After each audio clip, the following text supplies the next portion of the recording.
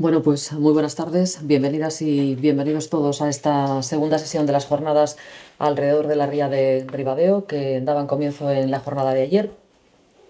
Hoy nuestro invitado es Miguel San Claudio, nos va a hablar de la ría de Ribadeo, un patrimonio cultural con futuro. Y antes de escucharlo, les voy a acercar a todos un poco a su figura. Es doctor en Ciencias de la Antigüedad por la Universidad de Zaragoza, licenciado en Geografía e Historia, especialidad en Prehistoria y Arqueología por la Universidad de Santiago de Compostela, arqueólogo en la Xunta de Galicia, investigador asistente en la Universidad Nova de Lisboa y también en Texas, director del área de Patrimonio Cultural Subacuático de la Real Liga Naval Española, es administrador de Archenauta, empresa de arqueología dedicada al estudio y conservación del patrimonio cultural tanto subacuático como terrestre. Ha dirigido alrededor de un centenar de intervenciones arqueológicas. Destacan los trabajos sobre diferentes buques hundidos de las armadas españolas de finales del siglo XVI, así como su actividad como arqueólogo en el Museo y Centro Nacional de Investigaciones Arqueológicas Subacuáticas de Cartagena y en el Museo Arqueológico de La Coruña. Es autor de varios libros y numerosos artículos y es además un gran conocedor, antes lo estábamos comentando aquí a micrófono cerrado, de la ría de Ribadeo y de los tesoros que encontró en ella. Entonces les dejo ya con Miguel San Claudio.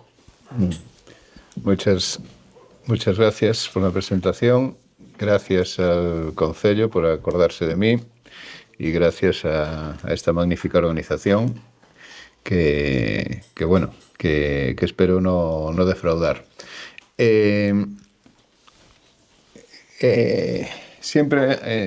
Mis conferencias siempre pretendo dejar claro un aspecto que para mí es fundamental, que es lo que ha marcado pues nuestra riqueza patrimonial subacuática y por qué en estas aguas, en Galicia, pues tenemos tantos restos materiales del pasado que estamos intentando estudiar. España, Galicia, la península ibérica, se encuentra en el límite occidental de lo que es la gran península europea, de tal forma que la situación de la península pues, se adentra en el mar y las rutas marítimas que todos los pueblos del norte de Europa y del sur de Europa han empleado para comunicarse entre sí y para desde el norte de Europa acceder a casi la totalidad del resto del planeta, pues han cruzado frente a las costas gallegas, ¿no? Aquí pueden ver una síntesis de las navegaciones comerciales europeas del siglo XVIII, de la segunda mitad del siglo XVIII, y ven en amarillo las rutas comerciales británicas, en verde las holandesas y en roja las españolas. Y como ven, el cruce frente a las costas gallegas es una tónica general para todas estas culturas. Hay que sumarles luego pues, todas las culturas históricas anteriores a ella o otros países de Europa que han navegado también por estas aguas, y entonces esto ha conformado una riqueza patrimonial que hoy pues estamos en condiciones de estudiar y que es nuestro deber como sociedad, ¿no? El poder al menos transmitir este legado a las futuras generaciones. Desde la Xunta de Galicia pues, se ha venido trabajando ya desde hace muchos años en la catalogación de estos naufragios y de los restos materiales que hay bajo el agua. Y esto, pues bueno, ya hablaremos un poquito más adelante de este tema, ¿no? Bien, circunscribiéndonos al tema de la conferencia, que es la ría de Ribadeo y su riqueza arqueológica, hemos de pensar en primer lugar que la ría de Ribadeo no fue siempre una ría. Hasta hace aproximadamente unos 40 o 25.000 años, la ría de Ribadeo era un valle fluvial, era un valle fluvial que se abría frente al Atlántico, de tal manera que, aquí falta una cosa, bueno, es igual, de tal manera que esta línea que ven ustedes por aquí, esta línea de color azul, que es la isobata, ¿no? La línea de profundidad de los 40 metros, hasta aquí era hasta donde llegaba la tierra. Todo esto era tierra y el río Eo, discurría paralelo a la costa gallega por estos puntos que ven ustedes de mayor profundidad. Es decir, la ría de Ribadeo es ría a partir de hace un poco más de 14, 12.000 años, a partir del Holoceno, de lo que se conoce como el Holoceno, que es el periodo geológico en el cual vivimos nosotros. Es decir, desde la última glaciación, que se produce precisamente en estos años, el nivel del mar ha ido subiendo y ha ido ocupando este valle fluvial que hoy conforma la ría de Ribadeo. Esto tiene importancia porque de todo lo que vamos a hablar hemos de pensar que en lo que eran antes parajes terrestres donde habitaban los seres humanos, hoy en día pues es mar, ¿no? Y esto lo vemos muy claramente aquí en el concello vecino de Barreiros, ¿no? En esta playa que está abierta al mar y en la cual la arena ha desaparecido, ha sido arrastrada tierra adentro por el viento y la acción del mar, y ha dejado al descubierto lo que es un fondo fósil de lo que era el territorio en la antigüedad. Y de tal manera que bajo la arena, al descubrir la arena, pues deja al descubierto pues, elementos líticos del Paleolítico Medio, es decir, de hace unos 80.000 años, que estaban en aquel momento en tierra firme y hoy están bajo el mar. Esto es lo que deja en la playa. Lo que haya más profundidad, pues es algo que tendremos que poco a poco ir averiguando, ¿no? No solo las transgresiones marinas, que es el avance del mar sobre la tierra, no solo eso ha conformado lo que es la ría de Ribadeo. También hay otro fenómeno que este sí es provocado por el ser humano, es decir, lo hemos provocado nosotros, y es la construcción, no abusiva, pero sí la construcción muy importante que se ha hecho de infraestructuras portuarias en la ría de Ribadeo. Si ven ustedes esta fotografía de aquí, es del año 1956, esto es Ribadeo, esto es el muelle de Porcillán, aquí dentro, y una ría que solo tenía como gran estructura portuaria el muelle de Mirasol.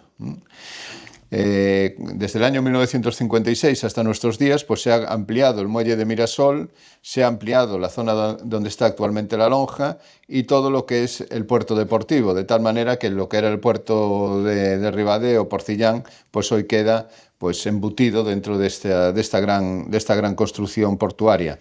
¿Esto qué ha provocado? Esto ha provocado que el cauce, llamémoslo así, la distancia que hay entre la orilla gallega y la orilla asturiana de la ría, pues se haya achicado. Es decir, hemos hecho rellenos frente al mar y estos rellenos han hecho un fenómeno que nos va a afectar mucho en lo que es el patrimonio cultural subacuático, y es que al achicar el cauce, el agua tiene menos espacio para discurrir, y de tal manera que cuando sube y cuando baja tiene menos espacio. ¿Qué ocurre?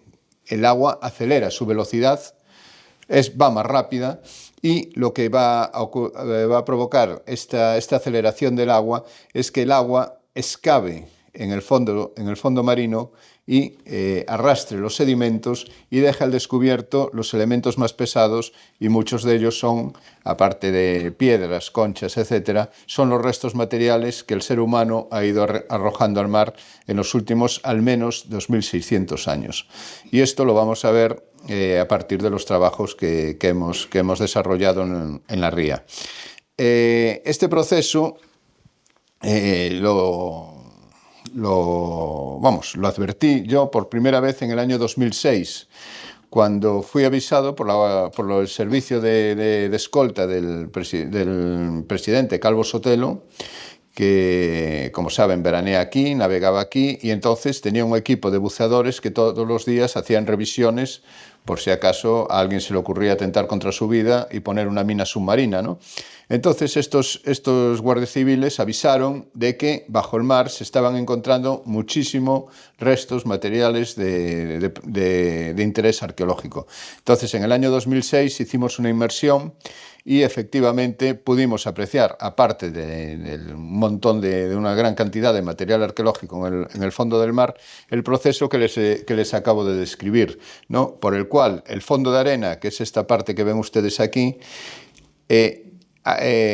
sufría una desaparición y se formaba una discontinuidad y se formaba en el fondo del mar un cauce, provocado por las construcciones que les he dicho antes. La aceleración del agua tiene que tener mayor velocidad para desaguar el agua dentro de la ría y para rellenar la ría de agua. Esto provocó que estos estratos que ven ustedes son estratos naturales, son estratos de fangos, de limos antiguos, pues se rompan y excave el mar un cauce en el cual deja al descubierto los materiales arqueológicos, ¿no? Esto que ven ustedes aquí, por ejemplo, es un trozo de cerámica que el mar ha dejado, la corriente ha dejado al descubierto. El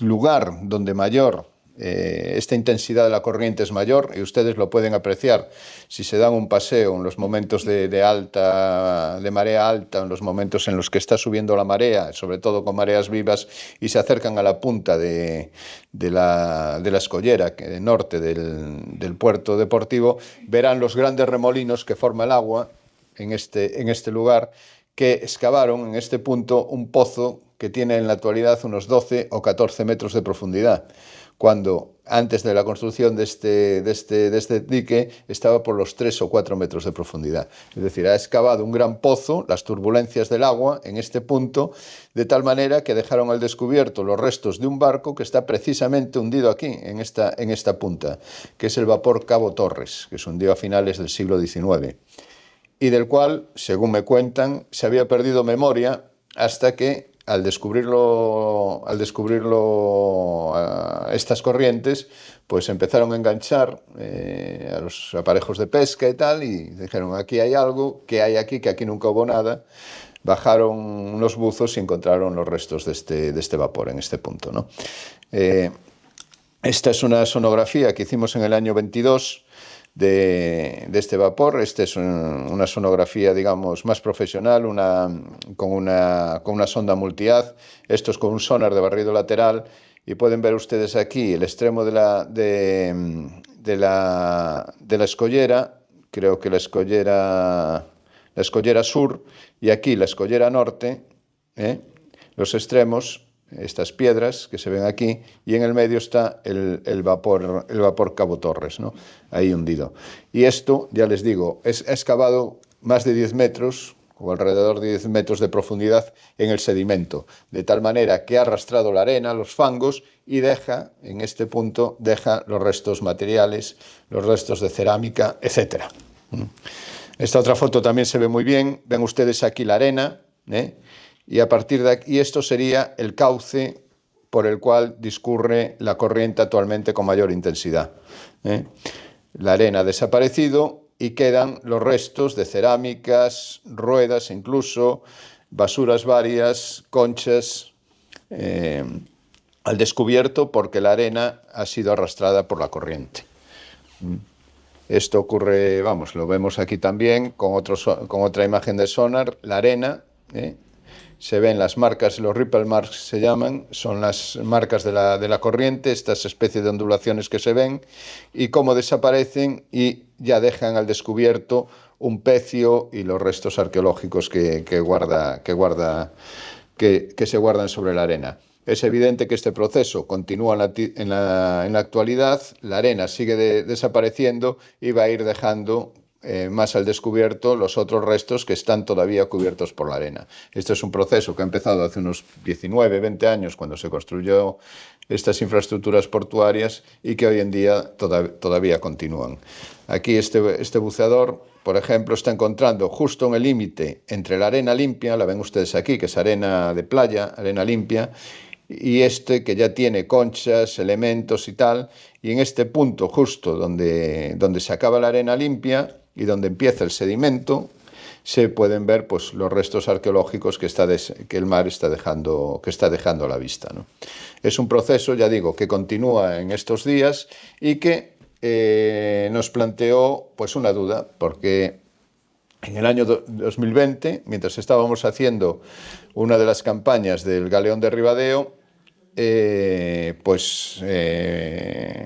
estábamos trabajando con la Armada, con buceadores de la Armada, y entonces el jefe de la unidad dijo, bueno, ya que estamos aquí, está bajando la marea y nos podemos dejar llevar por la marea y ya entramos en el puerto deportivo y ya salimos por allí. Y bueno, a mí me pareció buena idea y fuimos los dos, nos dejamos ir por la corriente, que es una cosa muy placentera, buceando, te dejas llevar y si hay buena visibilidad, pues es muy bonito. Y entonces nos dejamos llevar por la corriente y bajando, llegando ya casi a la boca de la dársena deportiva, allí donde les digo que el mar excavó esos 10-12 metros de profundidad, pues encontramos esta ánfora que ven ustedes aquí. Esta ánfora es una ánfora, se llaman ánforas masaliotas. Estas ánforas originalmente se fabricaban en Marsella, pero no sabemos si esta en concreto está fabricada en Marsella, porque sabemos que también, como ocurre hoy en día, pues hay muchas imitaciones, ¿no? Se imita lo bueno y estas ánforas marsellesas que llevaban un buen vino, pues es evidente que pues es como hoy, ¿no? Todos sabemos que hay falsificaciones pues hasta de whisky, ¿no? Venden una botella de whisky Chivas y resulta que es cualquier otra cosa, ¿no? Pero la botella y tal es lo mismo. O tantas cosas, la piratería industrial que todos sabemos, ¿no? El bolso de Louis Vuitton no es de Louis Vuitton, que es de otro señor probablemente chino, pero que se vende muy bien. Pues en el siglo VI a.C. ocurría exactamente lo mismo, ¿no?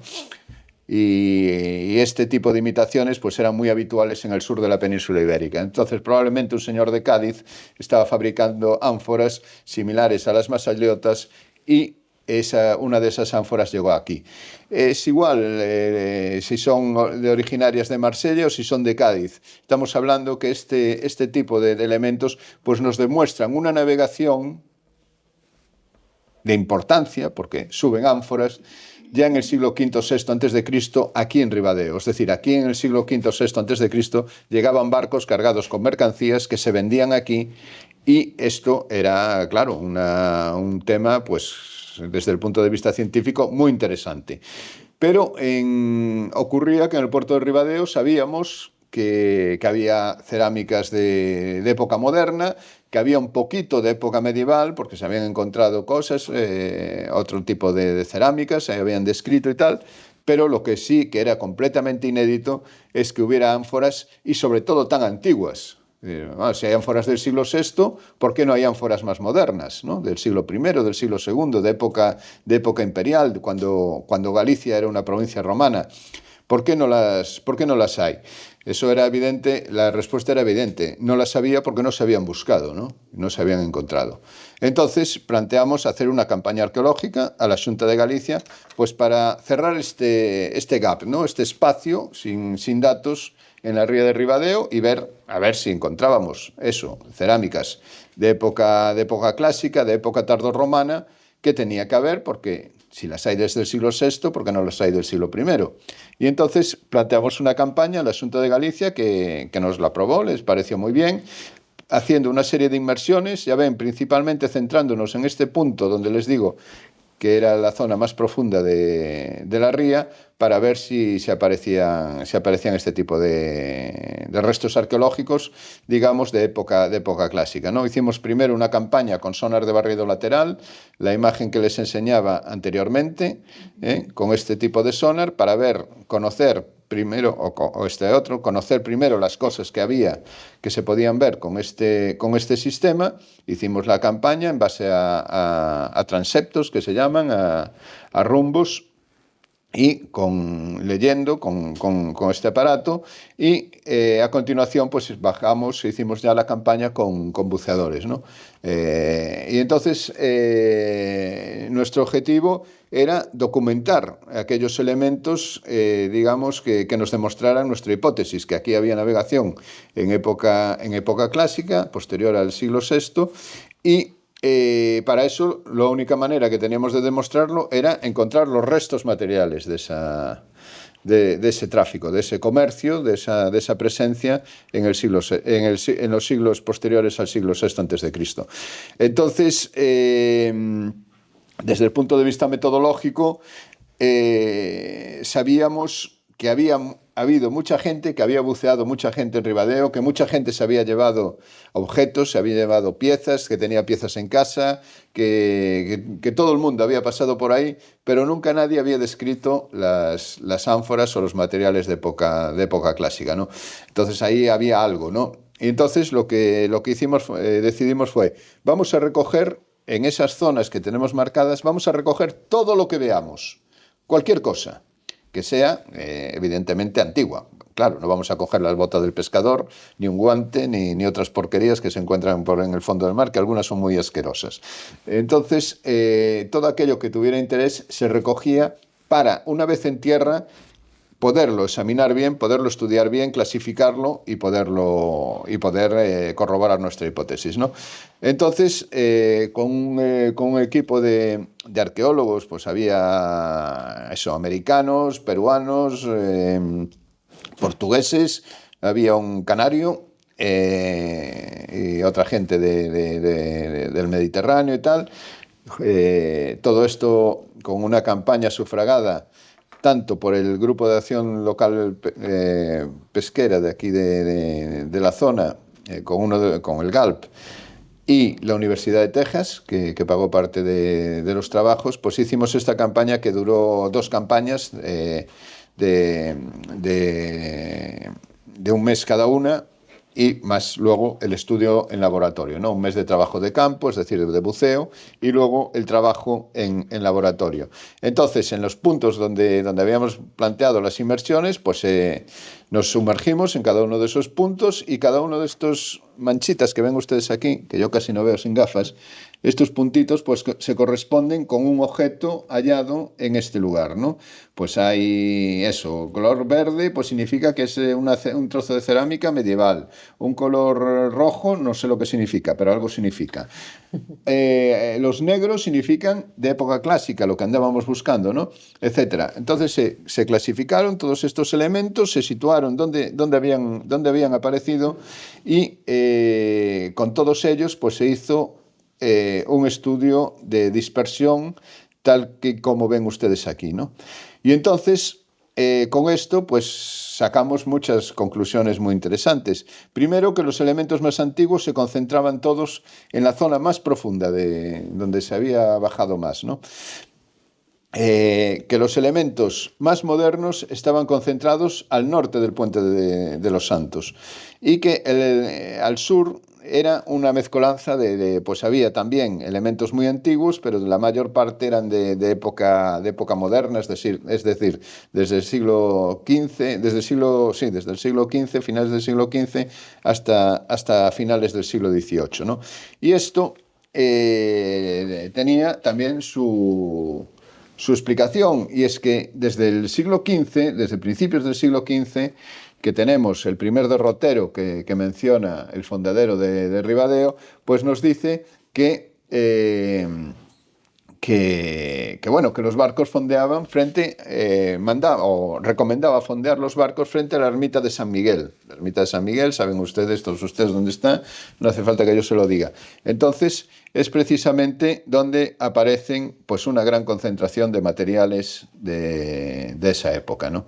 En este punto. Y en el siglo XVI lo mismo, ¿no? También el siglo XVI, a finales del siglo XVI, siguen recomendando esta zona de fondeo. Y entonces, pues es evidente que en esta zona pues es donde encontramos estos materiales que pertenecen a esta época. Y sin embargo, en esta otra zona, que es la zona más donde aparecen los materiales más modernos, se corresponde con el cargadero de mineral, ¿no? Donde fondeaban los barcos esperando a cargar el mineral. Todo tiene su explicación, ¿no? Aquí donde en este mapa de principios del siglo XVII, pues se ve la ermita de San Miguel, y donde también dicen el surgidero, ¿no? El fondeadero, donde deben de fondear los barcos, y que hoy en día se corresponde a esos puntos donde nosotros hemos encontrado todos estos materiales arqueológicos. Aparte de los materiales arqueológicos, también se localizaron 3 pecios, ¿no? Este es el barco, el galeón de Ribadeo, que hablaremos luego, que está frente a la lonja de Ribadeo, del pescado, y luego frente a la escollera norte de la dársena deportiva, pues aparecieron otros 3 barcos, el 2, el 3 y el 4, les llamamos Ribadeo 2, Ribadeo 3 y Ribadeo 4, que también hablaremos un poquito ahora. Esto es en el fondeadero el cargadero de mineral. Esto es antes de que se construya el puente de Todos los Santos. Saben ustedes dónde está el cargadero también perfectamente. Y entonces ahí es donde se encontraron estos materiales, ya les digo, que eran, digamos, más modernos de principios del siglo XX. Y encontramos también los restos de las boyas. Ven ustedes aquí los barcos que están sujetos a unas boyas, ven ustedes aquí la boya, y estas boyas están fijas al fondo del mar por una cadena y unas anclas, que es la boya, la ven ustedes aquí, una de las cadenas y el ancla. Aquí está el ancla, y aquí otra cadena, y aquí hay otra ancla. Es decir, están como en V, a barbas de gato se llama, y esta es una foto de las anclas. Estas son anclas, se llaman anclas fijas porque estaban pensadas para... solo tenían una uña, es un ancla, la clásica ancla del tipo almirantazgo, ¿no? Solo tenía una uña porque estaban pensadas para ser usadas fijas, es decir, se ponían en el fondo, se clavaba una uña y se ahorraban esta uña que salía para arriba, y sobre todo que en una marea baja pues algún barco tropezara con ella y le hiciera una vía de agua, cosa que tiene pasado con cierta asiduidad. Entonces encontramos eso, esta ancla es esta de aquí, y también curiosamente, para que se den cuenta de lo que les comentaba de la arena que ha desaparecido, esta ancla tenía que estar clavada en la arena, tenía que estar hasta esta altura. Entonces todo este trozo de arena ha desaparecido. El ancla está hoy en día pues exenta, ¿no? Está clavada solo por la punta, aguantada por la punta, pero en origen estaba enterrada hasta este punto, porque si esta ancla trabaja, si un barco tira de ella, pues se volvería a hundir. Pero aquí hemos perdido, ya les digo, aquí pues más de 1 metro de arena. Tampoco es tanto comparado con los otros 11 metros en el otro lado, ¿no?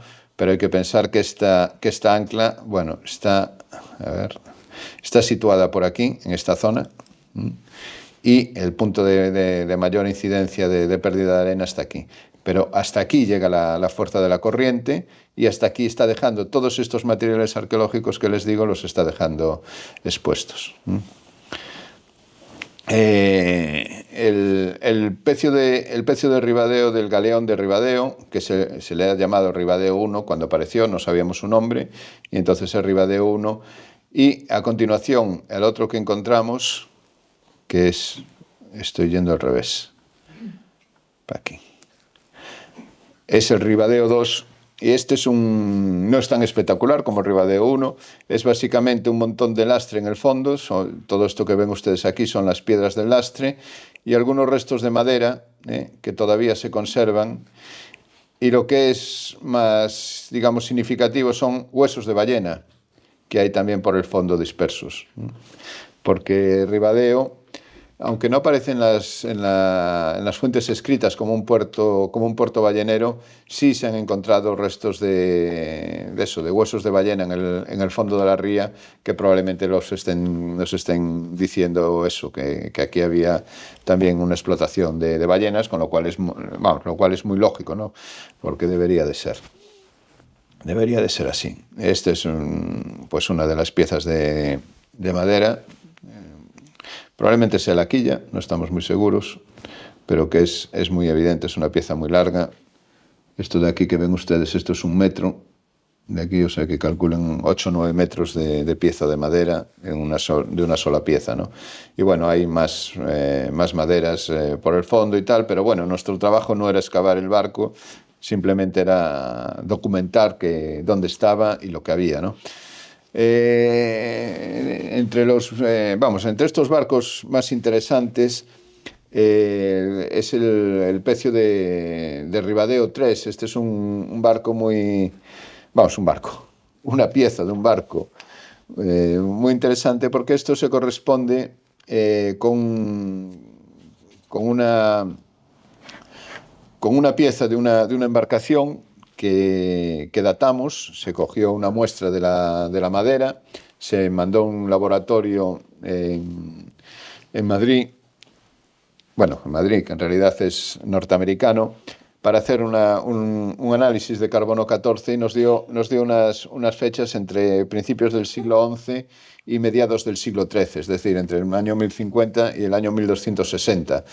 Esto nos sitúa el barco en época medieval. Sería los restos de barco más antiguos que se han documentado en Galicia hasta el momento, y sería una embarcación, fluvial, porque se trata de una pieza, para empezar, decirles que en esta vida casi todo es casualidad, ¿no? Este barco apareció porque un chico, un estudiante de los que venían, que era peruano, había buceado 3 o 4 veces en su vida, y en el mar Caribe, ¿no?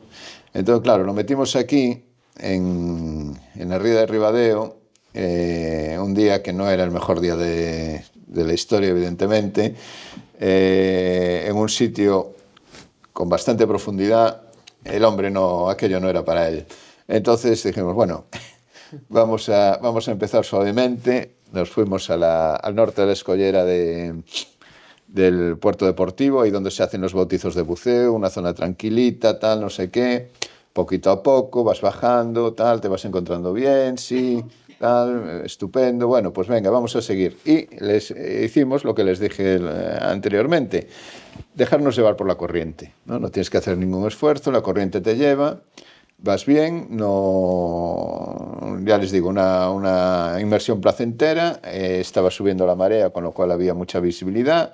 El chaval se tranquilizó, tal, muy bien, y entonces seguimos navegando hasta que llegamos a un punto que apareció esta pieza que ven ustedes aquí.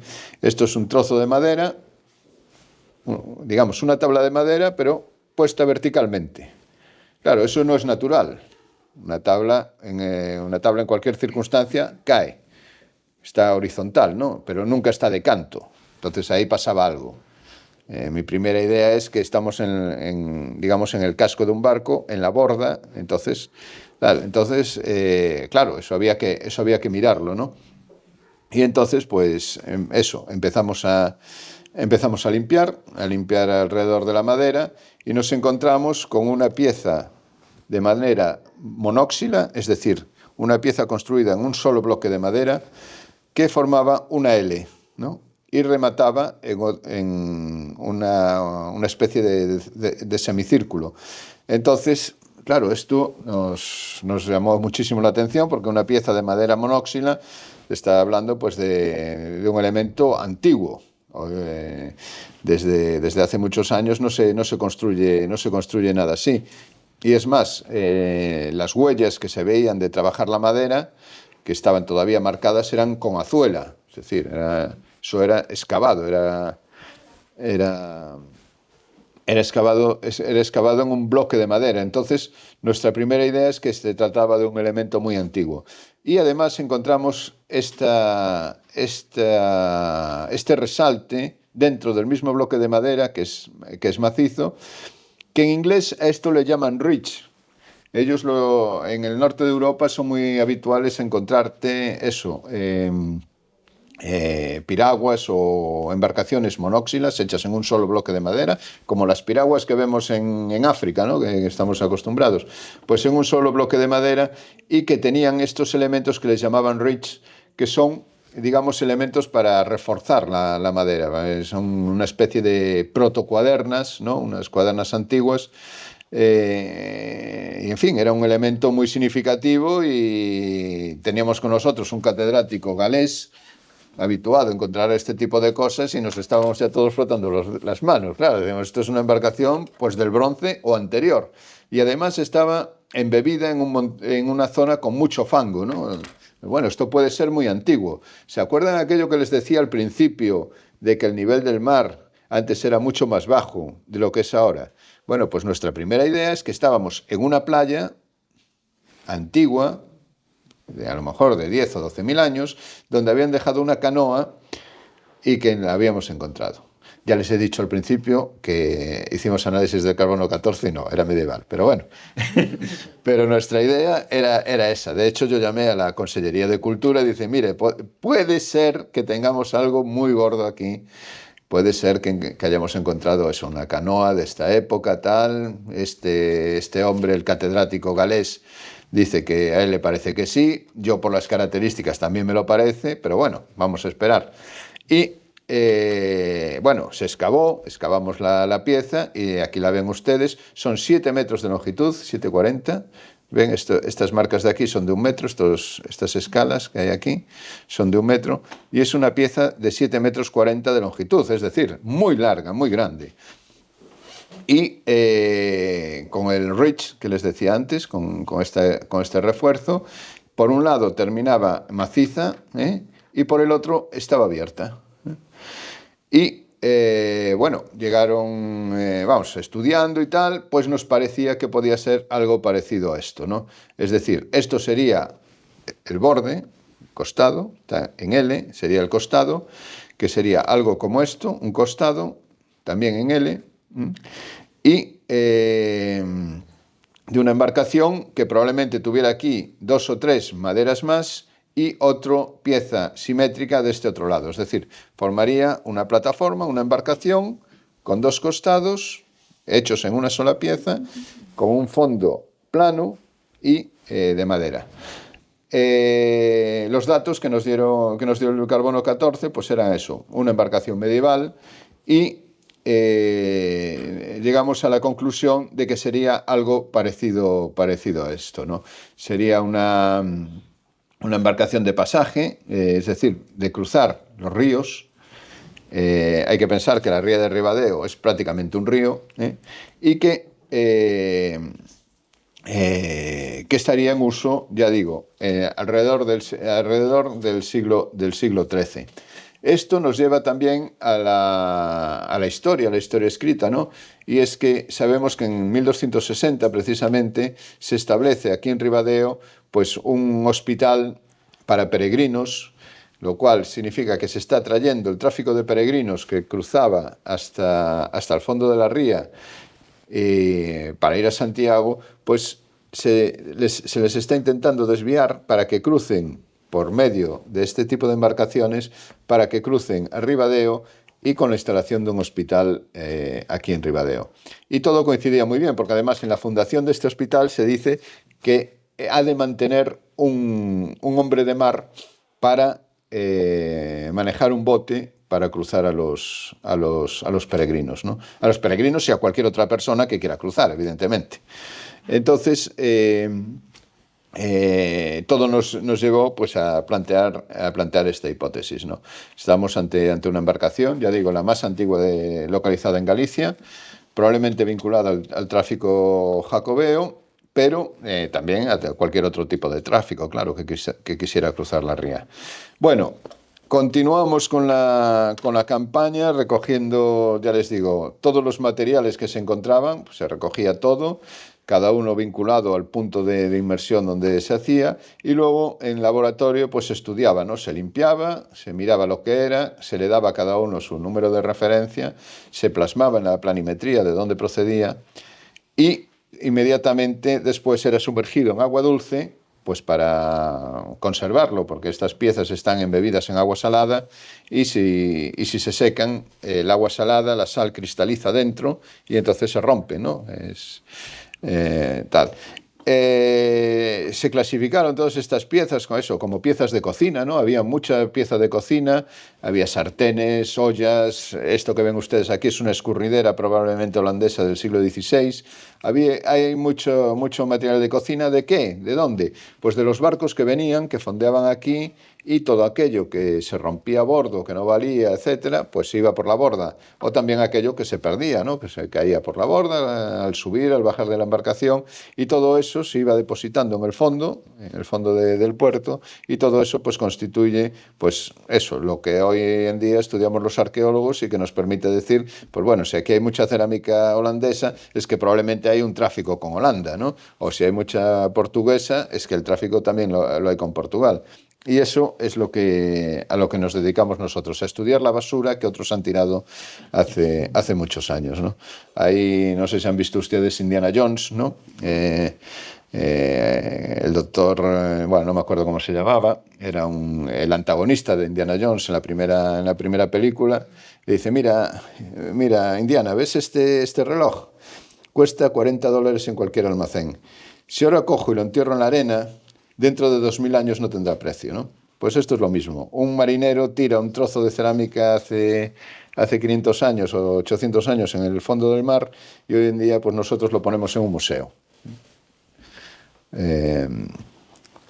Bueno, pues eso, cerámicas de mesa, de comer a bordo, pues eso, muchos cuencos para tomar sopas o tomar guisos, platos, etcétera. Elementos de transporte como las botijas, jarras, cántaros, etcétera.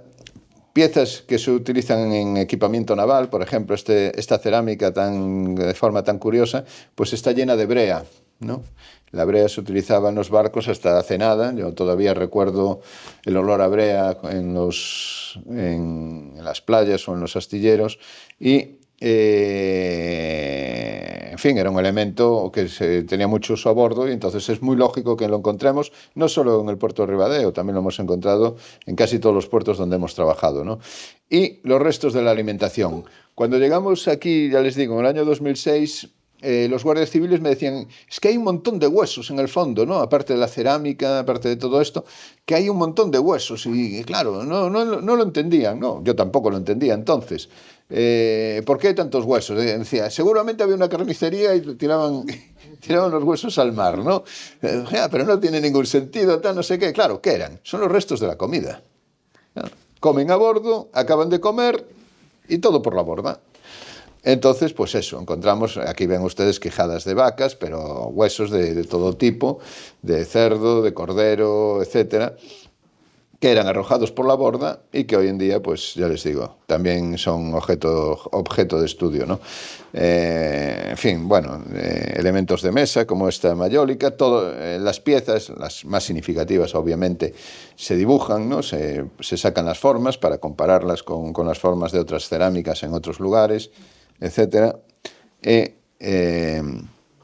Bueno, esto es una olla probablemente de aquí, local, del siglo XIX, una tapadera también portuguesa. Esta pieza es muy bonita, esto es una olla también, muy típica de Holanda del siglo XVI, con las patas. Estas se ven en los cuadros de estos pintores costumbristas holandeses, se ven mucho, ¿no?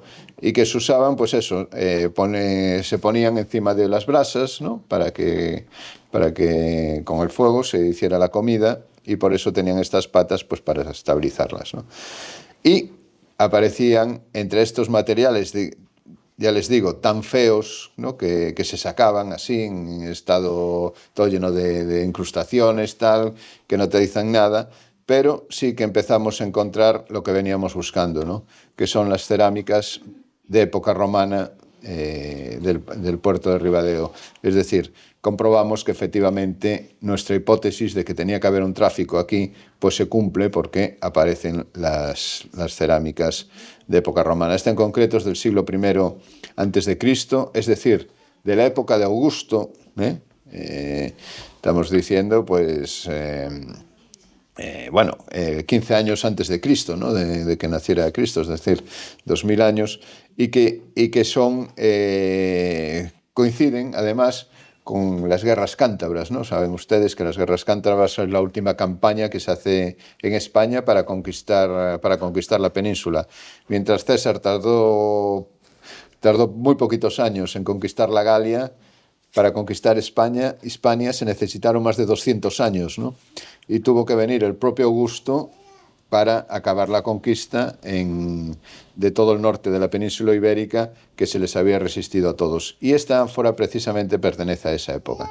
No es seguro que pertenezca a las campañas de Augusto, pero bueno, tampoco no es seguro que no lo sea. O sea que tenemos ahí una pieza que a lo mejor sí nos está relacionando, digamos, la historia con la arqueología y con esta ciudad, con esta villa, bueno, pues con un proceso histórico muy interesante, ¿no? También se encontraron no solo las ánforas, digamos, tan antiguas del siglo I a.C., sino incluso algunas ya más tardías del siglo V, del siglo IV, siglo VI después de Cristo, ¿no? Y estas tienen su importancia o su interés porque son ánforas fabricadas en el otro extremo del Mediterráneo. Estamos hablando de la zona de Anatolia, de Turquía, de la zona del Líbano, toda esa zona. Este tipo de ánforas llegaban hasta Inglaterra, hasta la zona de Holanda, y por supuesto, claro, las encontramos aquí, ¿eh? Con lo cual también es un elemento muy, muy interesante, pues para eso, para describir la navegación, las relaciones comerciales, los contactos, ¿no?, que había. Hay que pensar que el mar es la mejor vía de comunicación que ha conocido la humanidad. Es decir, por el mar es muy fácil relacionarte. El mar no es el fin de nada, sino que es el comienzo de todo, ¿no? Es donde, por el mar, es una vía de comunicación muy sencilla. Entonces es muy fácil que elementos, ya digo, de tan lejos como puede ser el Mediterráneo oriental, que lleguen hasta aquí, pues, pero solo lo podrían hacer en barco. Porque si ustedes imaginan caminando desde allí hasta aquí o cargados en una mula, pues sería antieconómico, ¿no?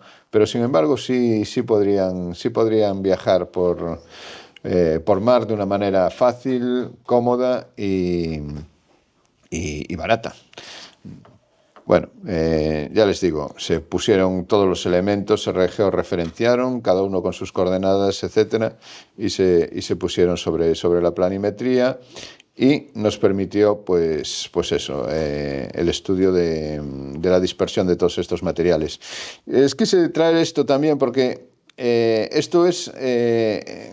Quiero decir, la riqueza que tiene el puerto de Ribadeo no es exclusiva del puerto de Ribadeo. Hay otros muchos puertos que también la tienen. Y son los puertos que denominamos históricos, ¿no? En Bayona se hizo un dragado, aquí, que es donde atraca actualmente el ferry que lleva a las Islas Cíes. Esto es el puerto pesquero, aquí está la lonja. Y entonces, en esta prolongación se hizo un dragado que suponía la retirada de todo el sedimento y para la construcción de este muelle. Entonces fuimos allí, hicimos unos primeros sondeos, vimos que había mucho material, que había muchos restos arqueológicos en el fondo, y entonces se dijo que había que retirarlos antes de hacer la construcción del muelle. Entonces lo que hicimos fue una criba, es decir, en una draga pusimos un filtro, una malla, y encima de ella se vertía el sedimento, que se recogía con una cuchara, se atacaba con agua, se limpiaba, iba quedando el material, y que se recogía, se clasificaba, se estudiaba, etcétera, etcétera, y con ese material pues se hizo un museo. Se hizo un museo con los restos que habíamos recuperado de ese muelle, y se llenó un almacén también de materiales. Era un escándalo porque todos los días sacábamos entre 40 y 70 kilos de restos, digamos, arqueológicos. Pues había de todo, desde balas de cañón de piedra hasta pipas de fumar, espadas, lanzas, cerámicas de todos los tipos, era impresionante. Yo me tenía que esconder del periodista de La Voz de Galicia, que estaba siempre acechando para hacerme la foto. Y luego acaba la foto y decía, nuevos hallazgos, tal, no sé qué. Y al día siguiente me llamaban los de Portos de Galicia, a ver qué estás haciendo, porque no puedes hacer publicidad. Digo, si yo no soy, si es este punto que está en la escalera, porque a mí me llevaban un bote a tierra, descargaba y de repente un flash. No, flash. Joder, ya está. Y entonces siempre tenía líos con los de Portos porque parecía que yo estaba detrás del periodista para que me sacaran el periódico y era exactamente al revés, ¿no? Bueno, se consiguió el alcalde, por aquel entonces de Bayona, pues decidió solicitar todos estos materiales que se sacaron de la ría, del puerto de Bayona, y con ellos pues se hizo un museo en el cual están expuestas hoy algunas de las piezas, ¿no? Ya yendo hacia el Pecio del Ribadeo, bueno, el Pecio del Ribadeo es un barco del siglo XVI, es un galeón de guerra, fabricado en Italia, en Castellammare de Istabia, y como está fabricado en Italia, en el Reino de Nápoles, es un galeón español. De tal manera que si este galeón se hubiera fabricado en Cuba en la misma época, sería un galeón español, o si se hubiera fabricado en Sevilla, sería un galeón español, porque Nápoles pertenecía a la corona española. Entonces todos éramos españoles, tanto los del sur de Italia, como los de América, como los que quedaron aquí. Este barco fue una campaña a Inglaterra, era un segundo intento para hacer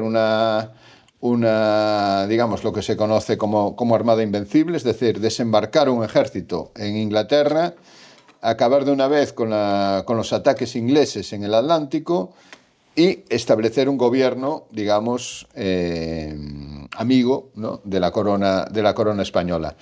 Esta armada llegó a Cornualles, a Inglaterra, pero allí cogieron un temporal del norte muy duro y los volvió contra España. Entonces los barcos se refugiaron en multitud de puertos y este en concreto, el galeón de Ribadeo, que es el Santiago de Galicia, se conocía así, o San Giacomo di Galizia, como se conocía, donde se construyó y cuando se construyó, pues acabó en Ribadeo. Entró en el puerto de Ribadeo con 4 urcas, el pueblo ayudó pues poniendo fuegos en la costa para guiar al barco, con gente que ayudó a amarrarlo, a meterlo dentro, etc. Y, ¿cómo vamos de tiempo? Yo creo que bien. Bien. En fin, el barco llegó aquí a Ribadeo y aquí acabó sus días.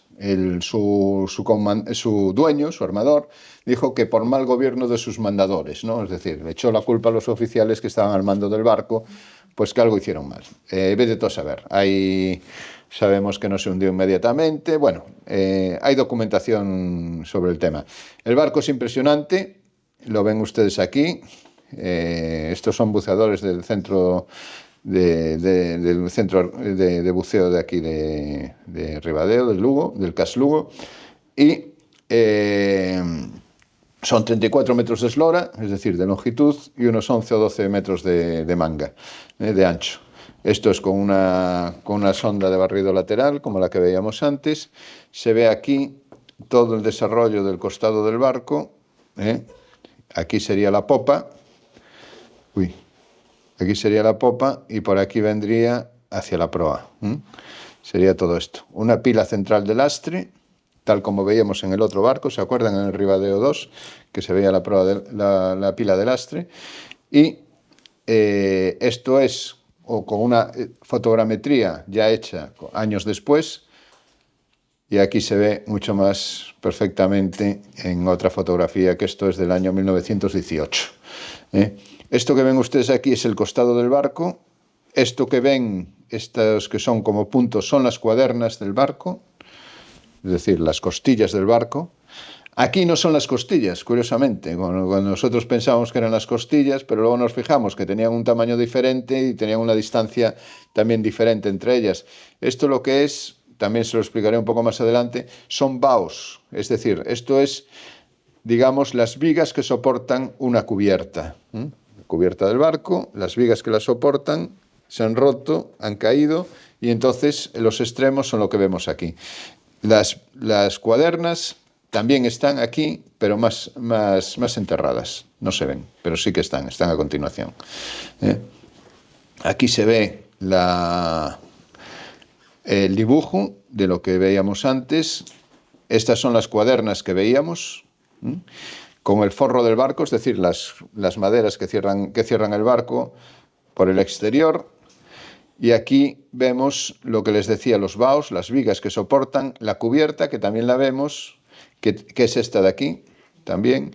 Y aquí están las cuadernas del otro lado, estas que asoman por aquí, que aquí están excavadas frente...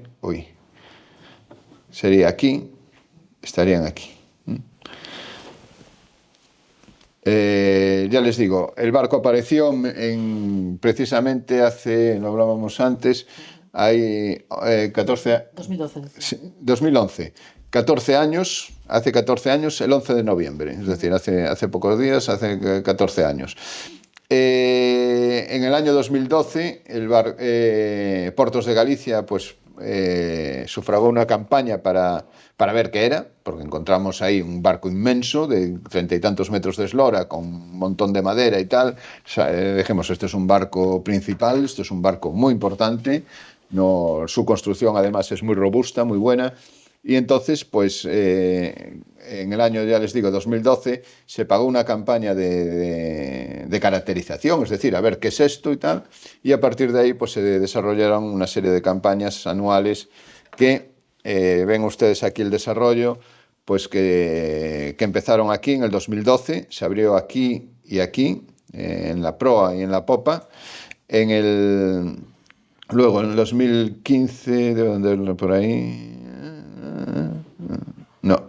Bueno, 2018 son los marcados en rojo, 2019 en azul, y luego nos quedarían el 2020, que sería... 2021, que se abrió un sondeo aquí en el medio. Entonces, ya les digo, el barco está en el fondo, ya ven que prácticamente está drizado, es decir, está digamos, puesto sobre el fondo, ¿no? Vertical, y un poco, digamos, escorado a babor. Esto que ven aquí es la proa, es la roda del barco. Esto es la roda del barco, y que está en un estado de conservación fantástico, ¿no? Estos son parte del costado que se ha caído de este lado, y aquí están, la buzarda, que es una especie de... Esto de aquí, que ven ustedes aquí, esto es la buzarda es como una, ¿cómo se dice? Como una cuaderna, pero puesto en horizontal, es decir, para reforzar la proa, ¿no? Entonces, sobre esta buzarda apoya un trozo de cubierta, que ven ustedes aquí. Sería la primera cubierta, la cubierta principal, que es la primera, empezando desde el fondo del barco. Es decir, sobre esta cubierta estarían dispuestos los cañones del barco para su defensa. La cantidad de madera que hay es inmensa, su estado de conservación es fantástico, y lo sabemos porque hemos tenido que serrar en algunos puntos para tomar muestras, ¿no? De la madera, para llevarlas a analizar. No para hacerles carbono 14, porque no hace falta, porque sabemos la fecha de hundimiento del barco, por otros datos que luego les comentaré, pero sí para conocer la especie y para saber en qué año se cortó ese árbol, que también hablaremos de eso más tarde. Entonces, el primer día bajamos muy, muy optimistas, armados de nuestros serruchos, ¿no?, para cortar muestras de madera. El primer día bajé yo con serrucho, el segundo día yo le mandé a un estudiante que lo hiciera él. Porque la madera está tan dura que es como si estuviéramos cortando roble hoy en día. Y claro, son robles de 20 o de 40 centímetros de ancho, y eso debajo del agua tira mucho. Entonces dije, esto que lo haga gente más joven, que yo ya no estoy para estas cosas. Entonces obtuvimos 40 muestras de madera, que luego les hablaré de ellas. Bueno, ya les digo, la proa del barco, la cubierta y todas las maderas están totalmente cubiertas de brea. ¿Se acuerdan? Es aquella pieza que dijo que antes se usaba la brea muchísimo. Bueno, todo está cubierto de brea, toda la madera. ¿Para qué? Para protegerla, ¿no? Para evitar que sea atacada por cualquier tema. Y sobre todo, en esta primera cubierta, porque la primera cubierta siempre estaba un poco por debajo de la línea de flotación del barco. Y ahí, de tal manera que esta cubierta se calafateaba y se hacía estanca. Para así, si el barco recibía un disparo al nivel del mar, el agua llegaba a una cubierta estanca que no podía atravesar y no se hundía el barco, no metía agua en el barco. Entonces la primera cubierta estaba... Esto lo sabemos por la documentación, ¿no? Es decir, bueno, la primera cubierta tiene que ser estanca por esto y por lo que os estoy contando. Pero nunca se había encontrado un barco que se pudiera observar este detalle, ¿no?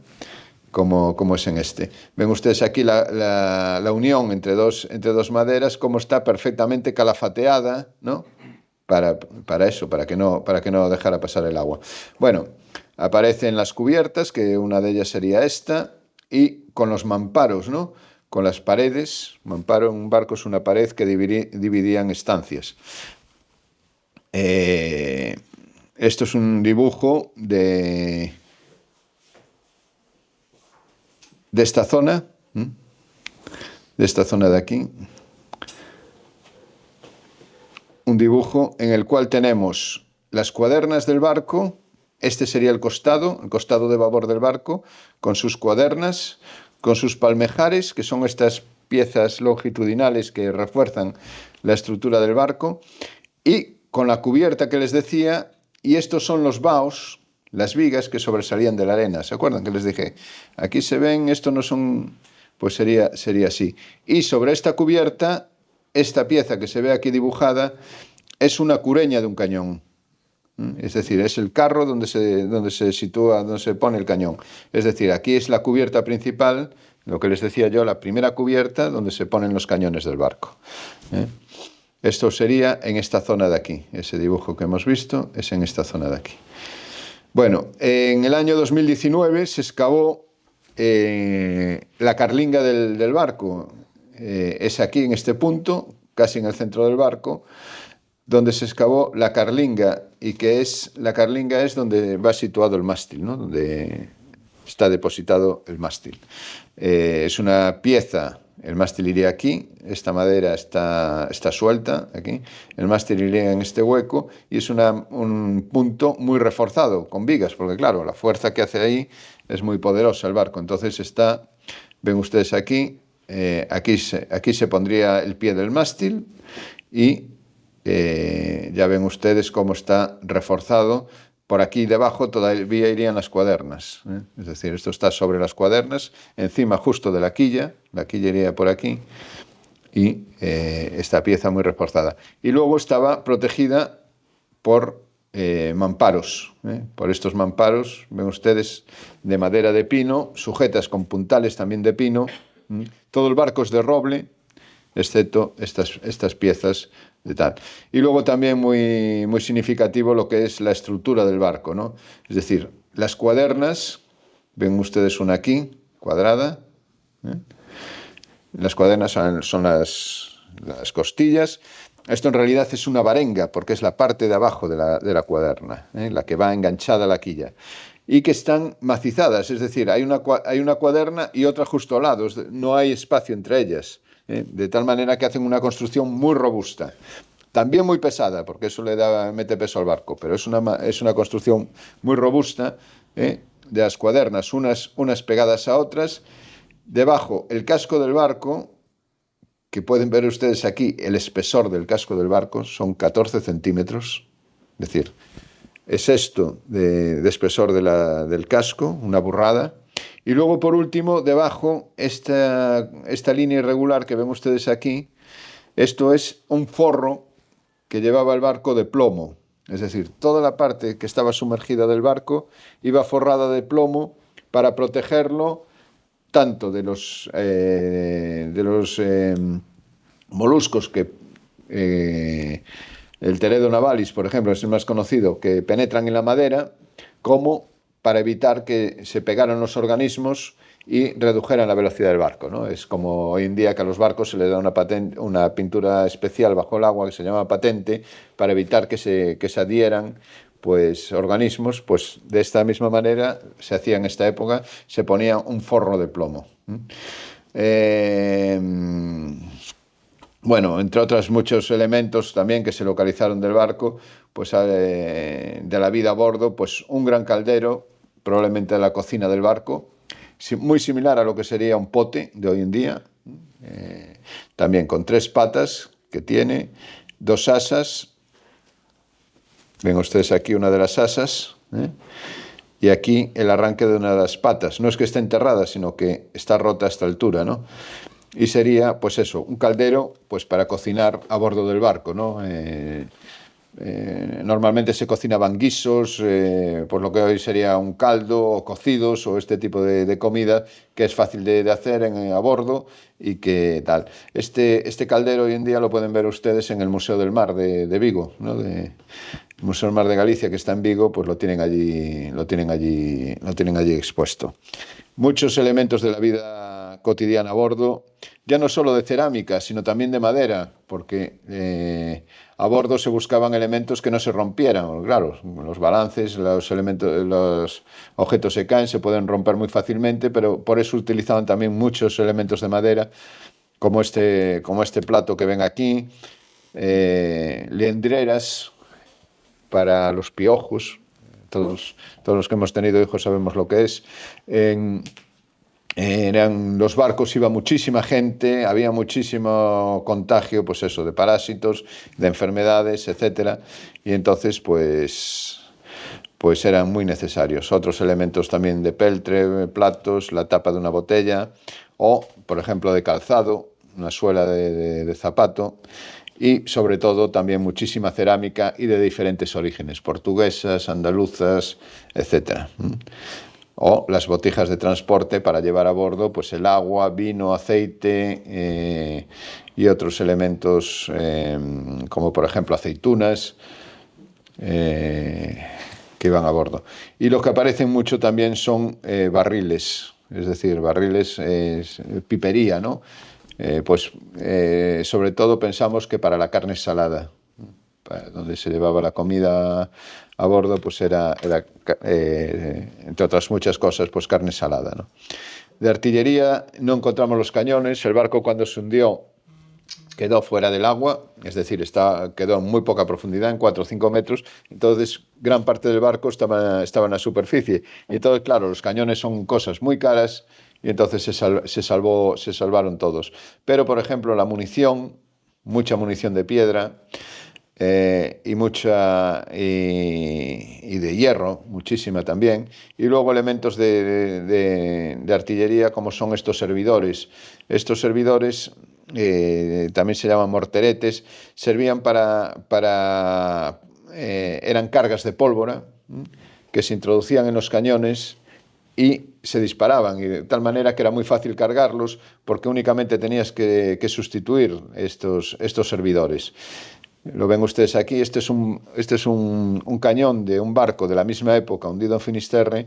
Entonces estos servidores se introducían en esta recámara, se metían aquí, se disparaba, se sacaba el servidor, se metía otro. Serían como si dijéramos las bisabuelas de nuestras ametralladoras, ¿no? Son piezas pequeñas, son antipersonales y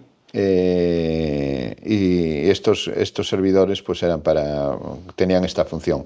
Aparecieron 3 a bordo. En este barco sabemos que llevaban 16 cañones de este tipo, entonces es normal que aparezcan, ¿no? Y luego lo que les decía antes, les enseñaban el dibujo, que es la cureña de artillería, ¿no? La pieza de la artillería.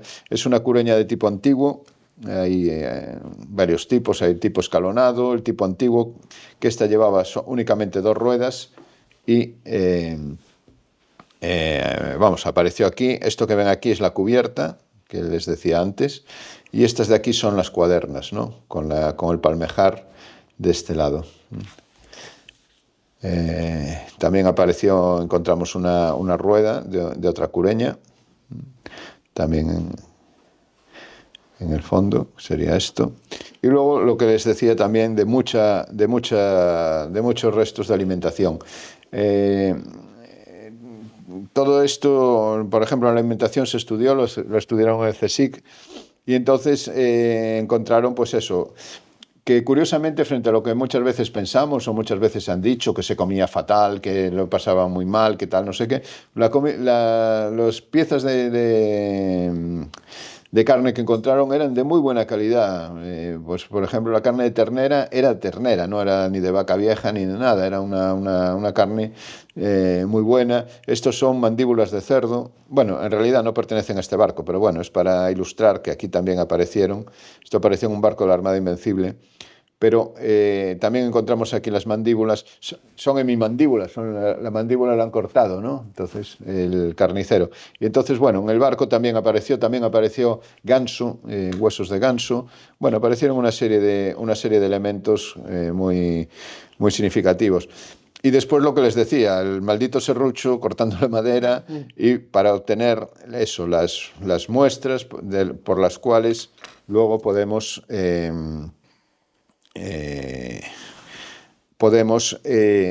conocer el origen de dónde se construyó el barco. Y aquí nos lo dice, aquí, la madera de dichos galeones es de los bosques de Nápoles, Monte Gargano y Albania. Albania, yo creo que se refiere más al Monte Albano, que está cerca de Roma, más que a Albania, el país, ¿no? Bueno, de sierras con cara al sol, etcétera. Es decir, esto es un informe que se hace de la construcción de estos galeones, cuando se construyen, ya les digo, en Italia, y de dónde provienen las maderas. Bien, pues curiosamente, haciendo el estudio de las maderas que obtuvimos del Pecio, pues nos viene que el origen, al menos para una de ellas, es del Monte Gargano, que hoy en día es un parque nacional situado en Italia, muy cerca de Nápoles, de la bahía de Nápoles, donde está Castellammare di Stabia, que es donde se construyó el galeón Santiago de Galicia en el año 1590. Con lo cual tenemos un dato ahí que ya les digo, ya no nos hace falta el carbono 14 para que nos dé una fecha, cosa que aquí también sería un poco difícil. Pero bueno, ya no lo necesitamos porque tenemos un vínculo que nos une, un barco fabricado con maderas de este lugar en concreto, pues que encontramos aquí, ¿no? Y también entre el lastre del barco, todas estas piedras que le daban estabilidad al barco, que le daban peso y que lo mantenían estable en el fondo, todas estas que ven ustedes aquí, pues también hicimos un análisis del origen de estas piedras y según el Museo del Homme de París, pues nos da que estas piedras proceden, algunas son de origen volcánico y proceden del Monte Vesubio, ¿no? El Monte Vesubio, saben ustedes que es Pompeya, Herculano, todo esto, y el Monte Vesubio está en la bahía de Nápoles, al lado de Castellammare di Stabia. Entonces, el match es prácticamente completo, con lo cual tenemos la seguridad y la garantía de que estamos ante el galeón Santiago de Galicia, hundido en la ría de Ribadeo en el año 1597, tal y como nos dice también los documentos, incluso documentos conservados aquí en el Ayuntamiento de Ribadeo, que nos describe la llegada del galeón, cómo el pueblo de Ribadeo los ayuda, cómo el pueblo de Ribadeo manda a cocer pan para alimentar a los supervivientes y cómo por eso recibe el agradecimiento y el reconocimiento del capitán general de Galicia, ¿no? Y entonces todo ello nos permite reconstruir una historia de un barco que fue construido en Nápoles, mandado construir por un almirante ragusano al servicio de Felipe II, que estuvo en Sevilla y en Cádiz, que posteriormente estuvo en Lisboa, que llegó a La Coruña y Ferrol, de donde partió para Blavet. De Blavet llegó a Cornualles y de Cornualles tuvieron que dar la vuelta y volvieron a Ribadeo. Con lo cual tenemos la historia de media Europa representada pues en este barco, pues que llevaba pues eso, tripulantes italianos, tripulantes ragusanos de lo que hoy es Croacia, en Dubrovnik, tripulantes italianos, españoles, etcétera, etcétera. Conocemos el nombre de muchos de los tripulantes y bueno, y tenemos muchísima más información, y esto sería para 16 conferencias más para cada uno de los aspectos y ya me estoy extendiendo demasiado. En fin, Tenemos una riqueza patrimonial impresionante en la ría de Ribadeo y esa riqueza patrimonial también está en peligro. No solo está en peligro por la dinámica marítima que les dije desde un principio, es decir, el mar está subiendo, el mar está excavando, el mar está arrastrando, el mar está poniendo al descubierto, etcétera, sino que también el propio tráfico marítimo, que es imprescindible, no nos olvidemos, no nos equivoquemos, es imprescindible para nuestra supervivencia. Tiene que pasar todos los días, las embarcaciones pasan por encima del galeón, hacen su maniobra encima del galeón y claro, todo esto crea unas turbulencias y unos riesgos que ponen en riesgo, que ponen en peligro la pervivencia del galeón, ¿no? Lo mismo que la necesidad de hacer dragados. Ven ustedes aquí el dragado que hacen continuamente desde Figueras para el uso del astillero, que también nos afecta a la parte gallega, o los dragados que son necesarios periódicamente para dar un servicio al puerto de Mirasol. Todo esto pues, supone pues, un riesgo para el patrimonio, tal y como nos enseña esta pequeña foto, ¿no? Donde vemos una vasija, una anforeta del siglo XVIII, cómo ha perdido la boca, y eso fue en época muy reciente, porque si no, no estaba aquí, claro.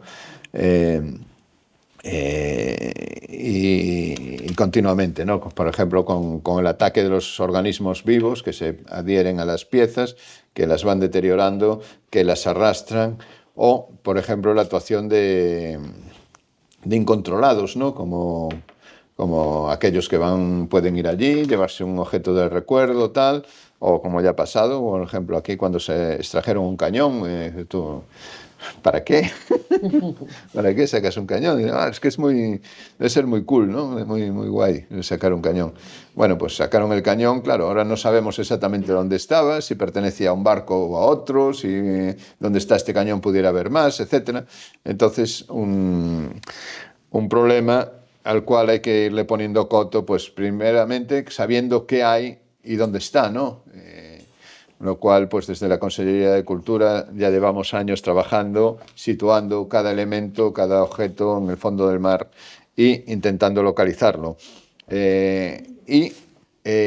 Por supuesto, extrayendo todo aquello que pueda ser susceptible de pérdida, deterioro o sustracción, ¿no? Por ejemplo, las cerámicas aquí en la ría, pues todo aquello que sería necesario pues, extraer todo aquello que esté en riesgo de pérdida o de destrucción o de deterioro, ¿no? O, por ejemplo, piezas de artillería, como estas en Corrubedo, no sé si se aprecian bien ahí en la foto, pero bueno, son cañones que se extrajeron pues, para protegerlo. O también lo que hacemos mucho, esto es aquí, por supuesto, en Ribadeo, en el caso del galeón, o también en el pecio medieval, el Ribadeo 3 que les comentaba antes, también pues, se protege con una malla tridimensional, es decir, con una especie de malla de plástico y de acero galvanizado que se pone encima de los elementos a proteger para evitar su deterioro, ¿no? O la propia conservación, una vez se extraen los objetos, pues es necesario su tratamiento para evitar su deterioro, etcétera, ¿no? En fin, todo esto pues, nos lleva a que el patrimonio es un elemento que no solo es una responsabilidad, no solo es una riqueza cultural, sino que también es un factor dinamizador, ¿no? Es un elemento del cual se le puede sacar un partido, que sirve pues, para diferenciar una zona. Por ejemplo, el patrimonio subacuático solo lo puede ofertar las zonas costeras, ¿no? Y solo lo pueden ofertar, pues en este caso, una ciudad como Ribadeo, que tiene un puerto histórico. Porque claro, Lourenzá no puede hacerlo, Lugo no puede hacerlo. Entonces es un elemento, digamos, exclusivo de aquí, de este tipo de zonas, que puede tener y que tiene, de hecho, una oferta, ¿no? Una oferta diferente al resto de... Yo me acuerdo cuando hace unos años, cuando hubo un cambio de gobierno en Finisterre. Finisterre es una zona riquísima en naufragios, en patrimonio cultural subacuático, etcétera. Y entonces al nuevo alcalde que entraba, no se le ocurre mejor cosa que desde el punto de vista cultural decir, no, vamos a excavar un castro.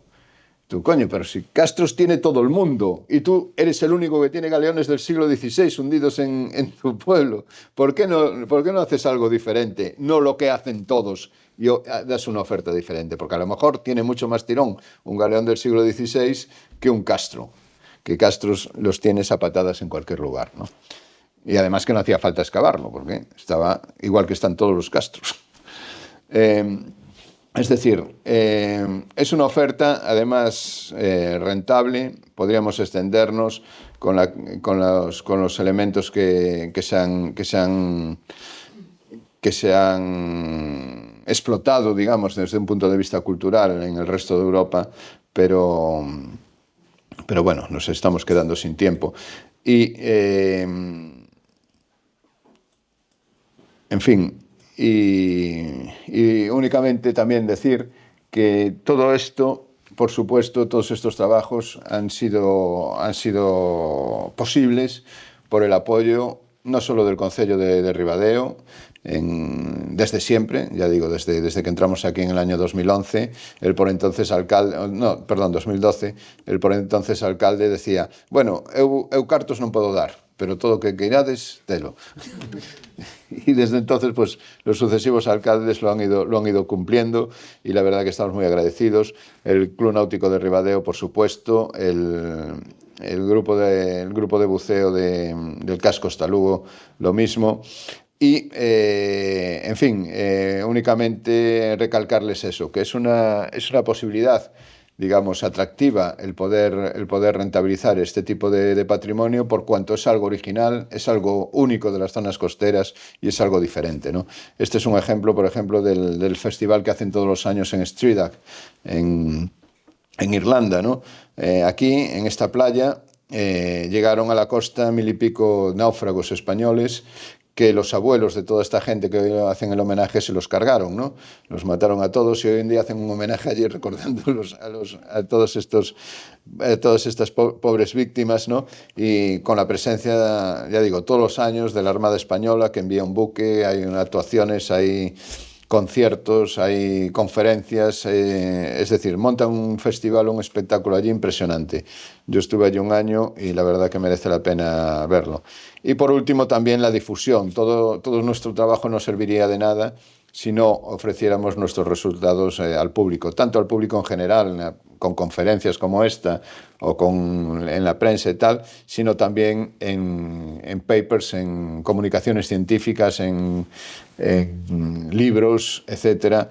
Y les puedo asegurar que muy pocos yacimientos arqueológicos en Galicia tienen tanta digamos, literatura como tiene el Galeón de Ribadeo, ¿no? Y bueno, también recordar aquí la exposición que se hizo, el trabajo que se hizo para divulgar este patrimonio. En fin, no les doy más la lata. Muchas gracias a todos y si alguien tiene alguna pregunta o alguna cuestión, pues encantado de responder. Pues dos personas que levantan la mano, aquí una señora y hay un señor. Gracias. Buenas tardes. Hola. Ante todo, expresarle mi admiración por ese trabajo tan bien hecho, tan concienzudo, tan serio y por otra parte tan apasionante. Me da mucha envidia. Muchas gracias.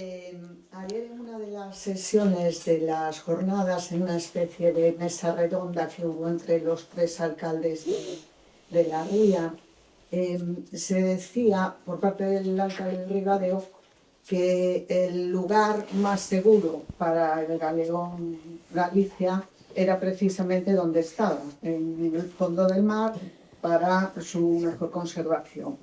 Sin embargo, bueno, yo he estado hace unos años en Estocolmo, en el Museo Vasa, y he visto, bueno, salió al final de su... Sí.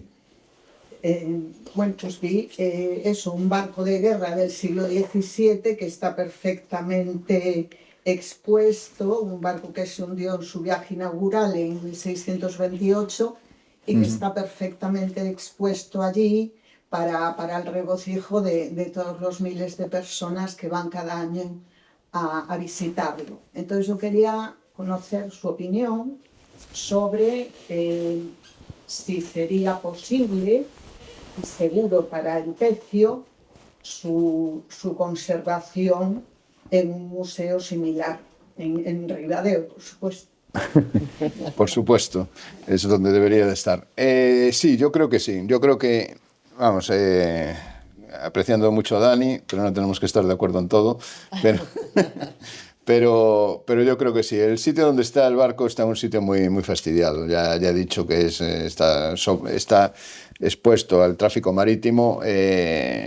No lo mencionamos, pero ya no solo los barcos que levantan, bueno, no sé ahora dónde está, que levantan las turbulencias cada vez que pasan, etcétera, sino también el riesgo que corre de eso, de un barco que acabe chocando contra el pecio y que lo afecte gravemente. O sea que donde está no está seguro, desde mi punto de vista.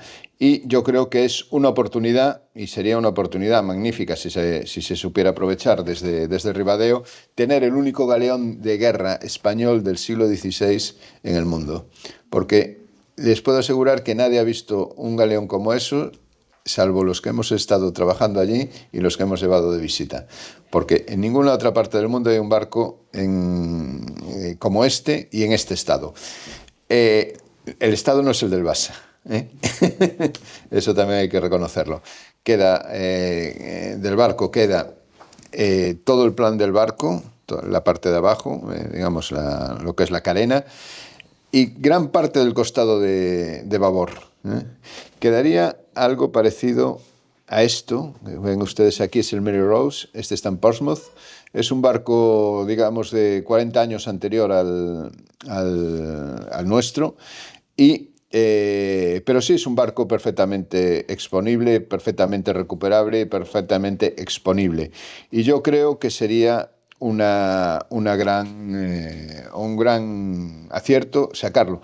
Claro que para ello no llegaría con el esfuerzo del ayuntamiento, por mucha voluntad que pusiera, no llegaría con el esfuerzo de la Xunta de Galicia, que por mucho esfuerzo que pusiera, esto tendría que ser un proyecto estatal. Y tendría que ser un proyecto estatal, entre otras cosas, porque es un barco, un buque de Estado, es decir, es un barco de guerra, es un barco que iba en una misión militar, y es un barco que no solo representa la ciudad, digamos, la historia de Ribadeo o de Galicia, sino que trasciende más allá, y este es un barco, digamos, de la historia española y de la historia europea. Entonces sí es un barco que se debería de abordar desde esos parámetros, ¿no? Y yo creo que sí, que se debería de sacar y se debería exponer en Ribadeo clarísimamente. Sí. ¿Había otra pregunta por ahí? Pues sí, muy rápido además, y gracias. ¿Qué capacidad tenían de volumen las ánforas estas que se descubrieron aquí, aproximadamente? Bueno, es de varios tamaños, sí.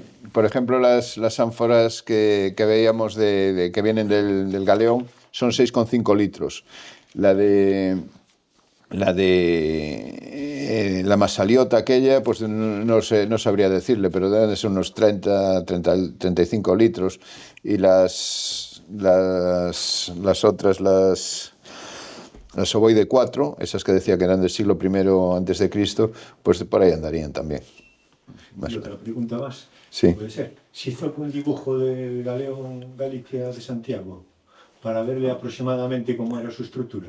Sí, Y sí. un dibujillo, pero... Sí. No, sí se hizo. Lo que pasa es que no lo tengo aquí, porque, bueno, lo iba a poner, pero es que ya ve que ya me pasé de tiempo y dije, y tuve que quitar eso y otras muchísimas cosas que quité. Pero sí se hizo, sí. Sí, a lo mejor... Esto es otra conferencia que di en Villajoyosa este año y es posible que pasa... A ver, es que odio este programa de...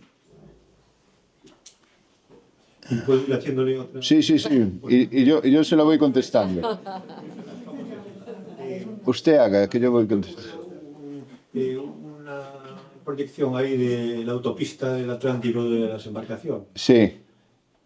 Me gustaría volver a verla y hacer un comentario al respecto de la navegación que hacían los ingleses, porque en esa época ellos ya tenían diseñado el cronómetro Harrison, y eso les daba una capacidad de maniobra en el mar muy superior al resto de las flotas mundiales. Perdone, sí. Mire, este chico se llama Raúl Berrocal Este es el culpable de que encontráramos el galeón, perdón, el Ribadeo 4. ¿Se acuerdan? Perdón, el Ribadeo 3. El chico peruano. Y aquí lo tienen ustedes dibujando el plano del galeón de Ribadeo, que es este de aquí. Es este de aquí. Entonces, un poquito similar a las caladeras de Colón, solo que... bueno, sí. Poquito, no tan poquito, pero vamos, algo parecido. Sería esto. Entonces, nosotros tendríamos el barco al menos hasta aquí, en lo que sería el costado de estribor, y hasta aquí arriba, por aquí más o menos, en el costado de babor. Nos faltaría la cubierta, digamos, de intemperie, que sería esta de aquí arriba, y todo lo que sería la infraestructura del alcázar, castillo, etc. Y volviendo al tema que me decía usted a ver, de aquí, estamos hablando de los ingleses, de los malditos ingleses y de... El tráfico marítimo. Y el tráfico marítimo.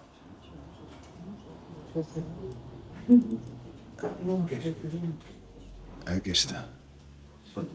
Y se ve ahí en amarillo son los ingleses. Sí. Vamos a ver, todo lo que usted haya escuchado de que los ingleses descubrieron, los ingleses inventaron, los ingleses tal, todo es mentira. Partiendo de ese punto. No, los ingleses descubrieron la cura del escorbuto. Mentira. En el siglo XVI ya la habían descubierto. Lo que ocurre con los ingleses es que no saben leer en cualquier otro idioma que no sea el inglés. Entonces ellos piensan que todo lo han descubierto ellos cuando no es así. Los ingleses no descubrieron Australia. Los ingleses no descubrieron Nueva Zelanda. Los ingleses no descubrieron Hawái. Vamos a ver. En 1570 se muere un carpintero que fue el diseñador del cronómetro y eso fue un instrumento fundamental en la navegación. Entonces yo simplemente quería ver eso en esas fechas para ver qué incidencia tenía. Esto es de 1750 a 1800, estas rutas de navegación. Estas están hechas según los diarios de a bordo, pues de un número determinado de buques. Y aquí lo que vemos es como los ingleses, en esto ya les digo, estamos hablando de mediados, vamos, del siglo XVIII, de la segunda mitad del siglo XVIII, como ellos, su tráfico es principalmente con el norte de América, y esto es hasta la independencia de los Estados Unidos, que se interrumpiría, con la zona de Canadá y luego con la India y todo el Extremo Oriente, ¿no? Pero ellos, por ejemplo, vamos, básicamente quitando el tráfico marítimo que hacen con el norte de América, todo el resto de las rutas marítimas pues pasan, que era lo que me interesaba a mí, por delante de Galicia, ¿no? Alguna pregunta máis? Sí, teño unha preguntiña, que falabas antes de a importancia da divulgación, de que a xente coñeza, de que se o barco hai aquí. Hai algunha páxina, hai algunha web, hai algo dedicado onde unha persona normal desde a súa casa pode haber cousas destas para empezar a interesarse, empezar a difundirlo e empezar a facer un pouquiño máis de... Non sei se todavía se manterá unha que era Retornos do Pasado, que se fixo aquí co Galp. Mira a ver, non sei se todavía existirá esa páxina. Vos non estáis facendo ninguna labor divulgativa? Non, porque vamos, facendo labor divulgativa é o que estou facendo agora mesmo. Hai que vir hasta aquí, hai que enterarse, hai que estar apuntado, quero dicir, tan aberto como... Claro, pero, por exemplo, unha páxina web, etcétera, non nos metimos... Información me refería, sí. Como, imagínate, eu mañá quero explicarle a un grupo de tal todo isto, con a miña libretiña. Eu a mellor me perdín algo. Claro, mira, Google Scholar, sabes? Sí. Ahí si miras por mi apellido, ahí vas a encontrar un montón de artículos sobre el galeón de Ribadeo. Hay algunos más divulgativos que otros, también te lo advierto. Pero ahí sí que... Vamos, y luego también en los libros y en las revistas, pero claro, es más difícil de dar con ellos. Ah, sí. Sí, por eso astutamente por eso la puse. Había outra pregunta por aquí. No, bueno, daches gracias pola exposición. Decir que o Concello de Ribadeo non é capaz de facer un museo onde se Galicia, témolo claro, pero bueno, para chegar un pouco máis ao galeón e visualizalo, estamos preparando unha app que están preparando de realidade virtual para chegar ao muelle, pero ali con un código QR, imaginarse, pois isto era así. Claro. Así que, por lo menos, Pero bueno, pois sin máis. con la opinión del experto, ya sé que el Concello es imposible que tenga fondos y como él decía, ni la Xunta tampoco, pero sí es bueno que el Concello sepa su opinión y que puede hacer gestiones en ese sentido, ¿no? Para un día pues llegar a tener aquí. Sí, porque si no siempre parece que soy yo el que quiero hacer las cosas. Mira, es que, no sé, es el ejemplo que me pusiste del Basa. ¿Sabes cómo empezó el Basa? Bueno, el Basa lo puse antes, no sé si les habrá dado tiempo a leerlo. El Basa se hundió el día de su inauguración, ¿no? Sí, cuando hicieron el primer viaje. Ay, claro, es que esto es a mí, me parece fantástico y muy, muy significativo, ¿no? Estos datos son de la UNESCO, no me los he inventado yo, ¿no? Dice, el Museo Vasa en Suecia es visitado anualmente por 1 millón de personas, ¿eh? Es decir, 1 millón de personas van a ver este barco y constituye el más importante museo del país. Estos turistas pernoctan por término medio un día más en Estocolmo que lo harían en caso de no existir. Es decir, tú vas a Estocolmo, a lo mejor vas solo por el Vasa. Yo quiero ir a Estocolmo solo por el Vasa, ¿eh? Pero que fuera Estocolmo por otra cosa. Bueno, pues te quedas un día más para ver el museo, ¿no? Comes, etcétera, no sé qué. Y dice, en una radio media de 200 euros por día, cada turista en hotel, comida y otros gastos, total alcanza la atractiva cifra de 200 millones de euros en beneficios para la ciudad de Estocolmo. Esto es real. Quiero decir, aquí tenéis las playas de las catedrales. A mí me comentaba uno de los alcaldes anteriores, decía, no, aquí viene un montón de gente, pero luego no vienen a Ribadeo, se quedan allí. Dice, coño, perdón, tienes que ofrecerles algo también para venir a Ribadeo. Véndeles una moto. Y dije yo, tienes un galeón precioso ahí para vender. Claro, entonces, claro, parece que soy yo el que tiene el interés en vender el galeón. Y es una cosa que también a mí me llega a mosquear. Me dicen, ya está loco de San Claudio ahí vendiendo su moto. Yo no gano nada con esto, pero es que me parece una oportunidad tan atractiva y tan evidente que hasta me da pena que no se aproveche. ¿Entiendes? Claro. Por cierto, ¿sabéis cuál es el primer país de visitantes al galeón al Vasa? Primero son los suecos, el segundo, españoles. O sea que demanda hay. Curiosamente, no son alemanes, no son rusos, no, españoles. ¿Alguna pregunta más? Bueno, pues muchísimas gracias por esta interesante charla a Miguel San Claudio, muchísimas gracias a todos ustedes por asistir.